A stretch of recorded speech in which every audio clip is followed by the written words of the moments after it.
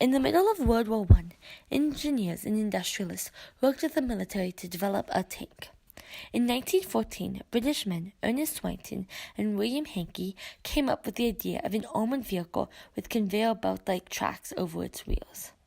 The British developed the tank in response to the horrific trench warfare of World War I. The tank made its first appearance in the Battle of Flos on September 15th.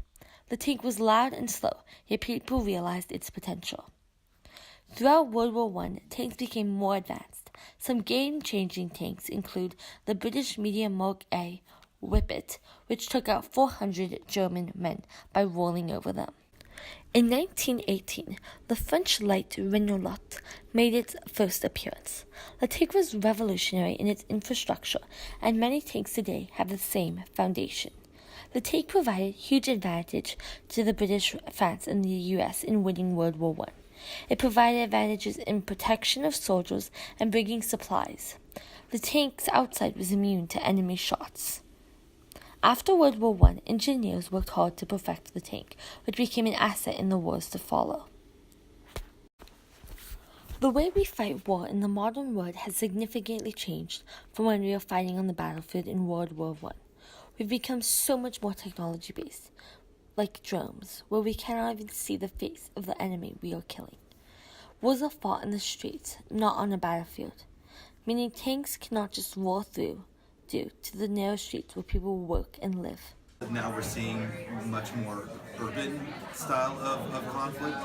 Tanks seem to be, I would say they're becoming irrelevant at this point right now because we're seeing them develop more into armored vehicles that are able to go ahead and travel through these streets.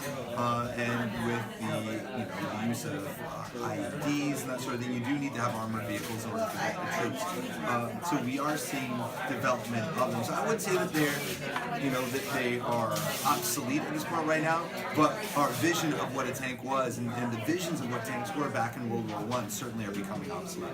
But it's the same thing as to how they had to adapt and develop with use of trench warfare and use of barbed wire otherwise.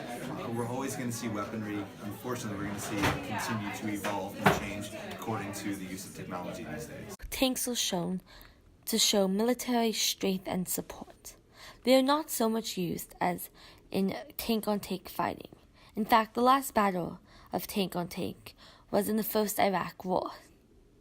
Every major military has tanks, although some are more advanced than others. The U.S., for example, is making their tanks safe from a missile drone attack.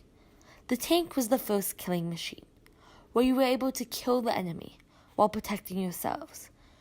People were able to mass kill, and that idea developed into even more killing weapons.